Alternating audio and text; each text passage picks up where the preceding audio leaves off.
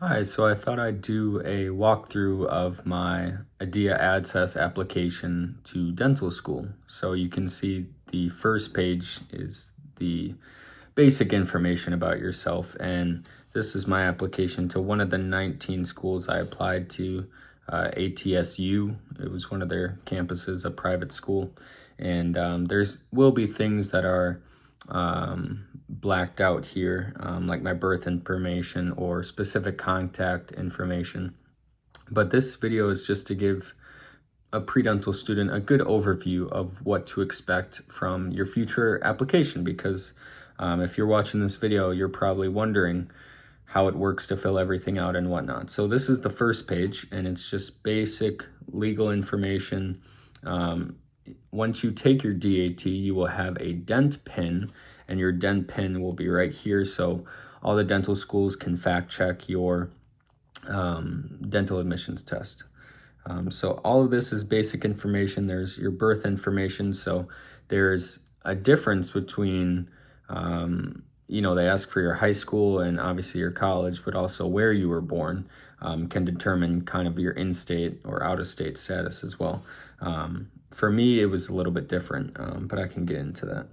Contact information, so this would be address and whatnot. Citizenship status, if you born in the U.S., it's pretty standard. They ask for your race or ethnicity. So that's the first page of this, is just basic information. The second page goes into your family or guardians.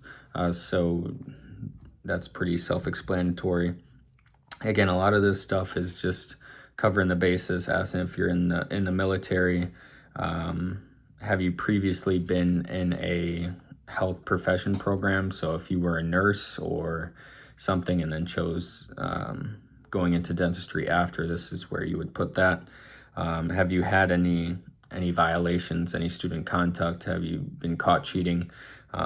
You can put that right there. And if you said yes to this, there's a drop-down box to explain the situation. And it would be up to the dental schools and their discretion whether or not that point is valid. Same thing right here. Have you ever been disciplined for academic performance? Or there's obviously like, have you had any felonies or whatnot? That's pretty self-explanatory. And then here's where the meat and bones of the application is that it takes a while to plug in 4 years worth of grades, and especially if you're in A plus or A minus system, a plus and minus system, it can be a little challenging. But the first thing here is the high school you attended. So mine was, I applied in-state North Carolina, but I went to an out-of-state high school, and then my whole family moved to North Carolina. So it was interesting for the in-state and out-of-state status. But high school attended, dates attended, did you graduate, your standardized tests, so the DAT. And you can see there's an official and unofficial. So first, it will be unofficial when you fill out your application, and then it takes about a few days to a week to verify your DAT scores, and you can see you're plugging in the same scores as what you actually got. So there shouldn't be any discrepancy in the official and unofficial DAT. I got a 22. I studied very hard for 2.5 months. I followed DAT Bootcamp's entire plan, and I got a decent score of a 22. And obviously my college information. So I went to UNC Charlotte. This is just basic information, and it starts in your freshman year, and you have to plug in each semester, even the summers, obviously. And each grade, my college didn't do any plus or minus, so it was simple.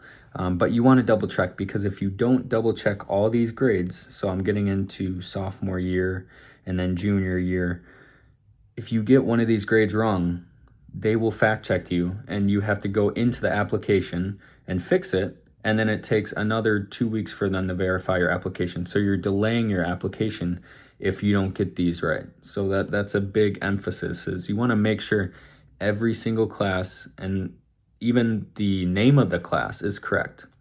So for example, Elements of Statistics 1 Biology.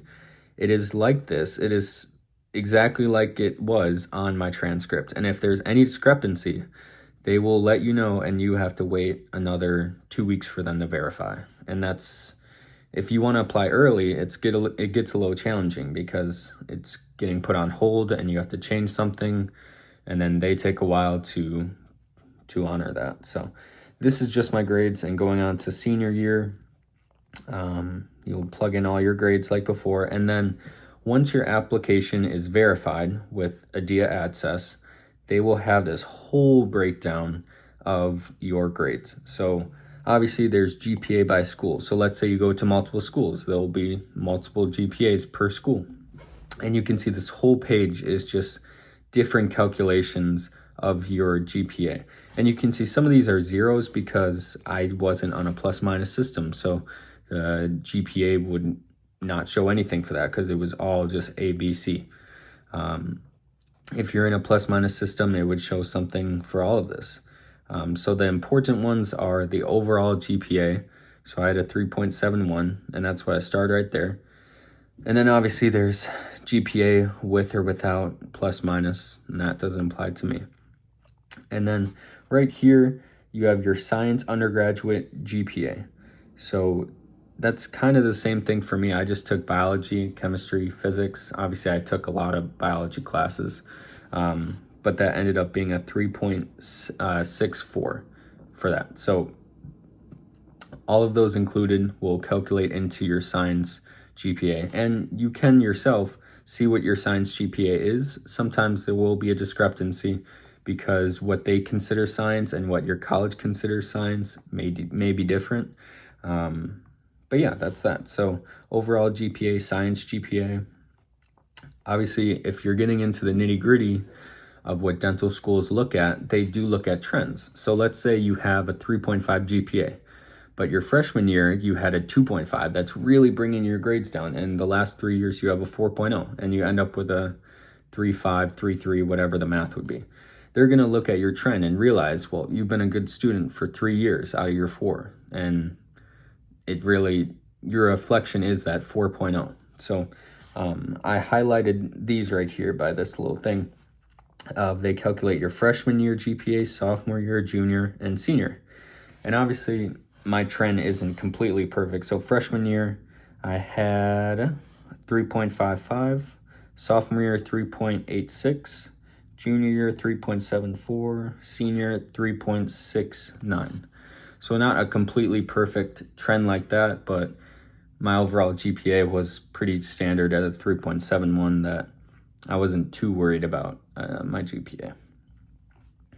And then overall GPA at the bottom should be the same if you went to the one college as your GPA by school. So that's kind of the information about GPA, and obviously it's a big deal. GPA, DAT experiences is what these dental schools look at. So that is the section all about GPA.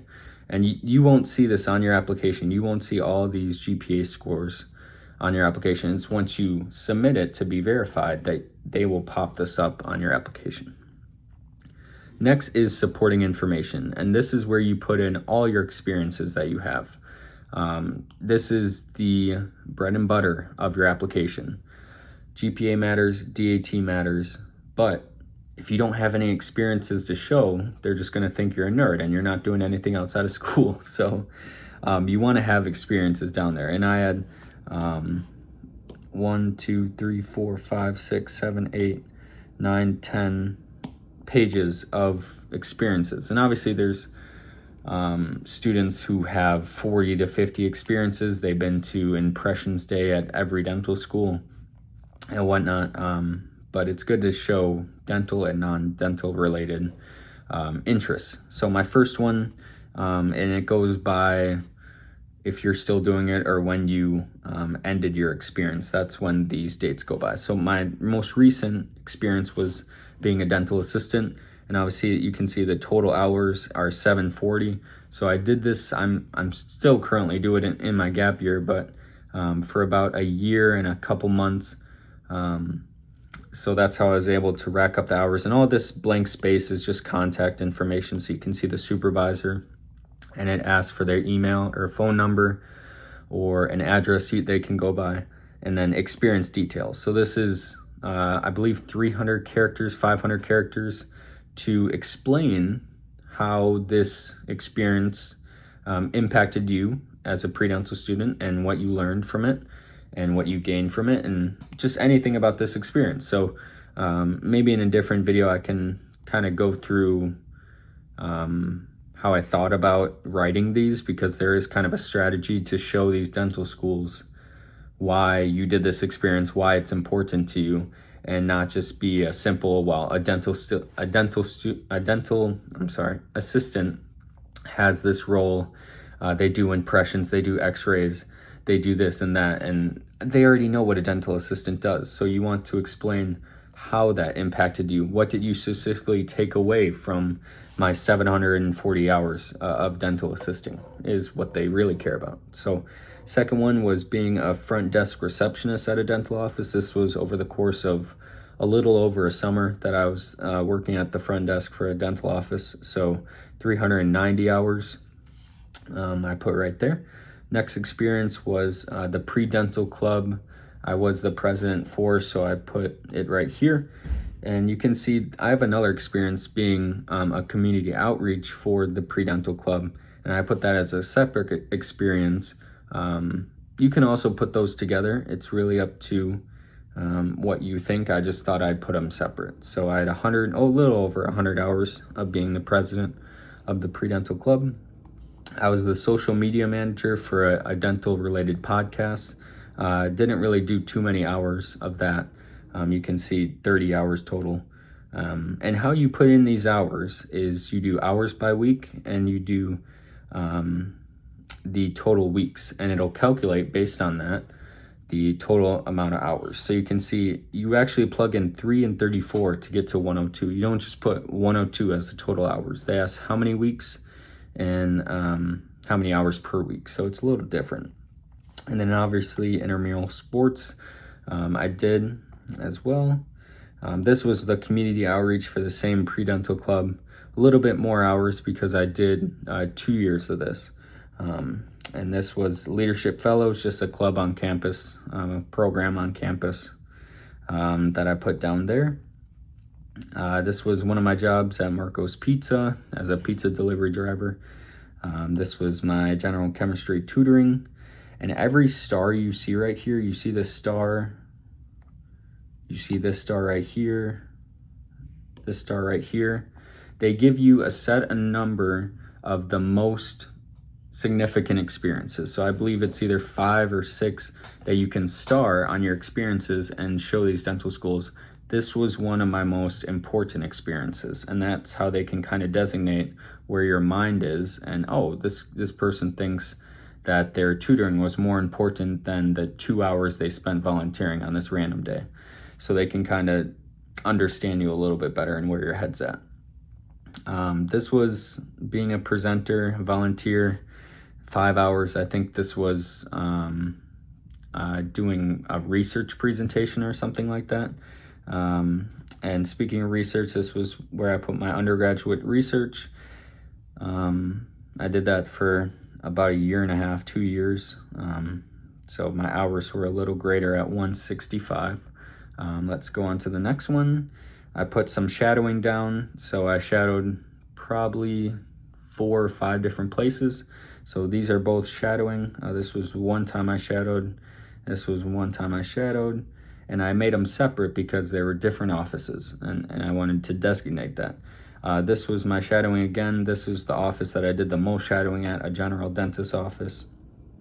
Again, shadowing, and the last one was shadowing as well. So a bunch of shadowing. I shadowed 4 different offices, and then I shadowed a dental laboratory. That would make 5 different shadowing experience, and obviously working the front desk and dental assisting was like that as well. So those were my experiences. Not a lot, but they still showed quite a bit, and I guess we have some more. So I did volunteer at the mobile dental van for Colgate, and then I was a representative and talked to high school students about the college I attended and about the College of Liberal Arts and Sciences and whatnot. And that was a very short experience. Volunteering as a note taker and a waste collector, more experience. And then here there's a section under supporting information for awards. So if you got onto the dean's list or got onto the high honor roll or whatever your college calls it, you can put them right here. So you don't want to make it so, let's say you qualified for the honors list 2 different semesters. You don't want to separate those under the awards. They kind of understand what honor roll is, these dental schools, so you try to keep those the same.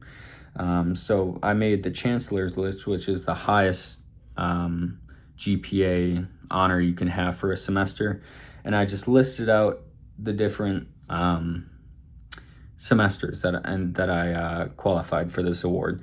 I didn't make a separate award for each semester that I qualified for, and that was the same for the second honor roll, and then my graduation honor I put right there, and then I just explained the qualification of how you can qualify for this award. And then I was honors biology for my college, so I went through the requirements of what that was. And then under supporting information is a big part of supporting information is your personal statement.